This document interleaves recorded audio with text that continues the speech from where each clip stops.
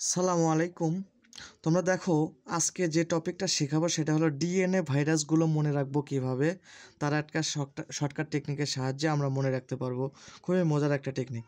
দেখো, কালী ভাবির হাত, মানে এই যে হাত, আমি হাত দিয়ে যে বোঝাচ্ছি সেটা হাত, মানে হাত বানানটা আসলে এরকম হয়। আর ইংলিশে যদি লিখি তাহলে HAT এরকম হয় আর কি, হাত।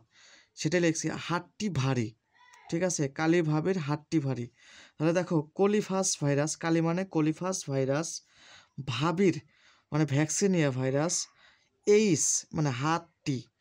তাহলে এইসটা হলো হারপিসিস সিমপ্লেক্স ভাইরাস। আর এই যে হাত লিখতে যে আছে সেটা হলো অ্যাডিনো ভাইরাস। টি হলো T2 ফাস ভাইরাস। আর টিতে আর একটা হয়, কিন্তু দুইটা। এই যে এখানে একটা আছে, মানে এইটিতে T2 ভাইরাস বলতে পারো, আর এইটিতে TIV ভাইরাস। ভারী মানে ভ্যারিওলা ভাইরাস।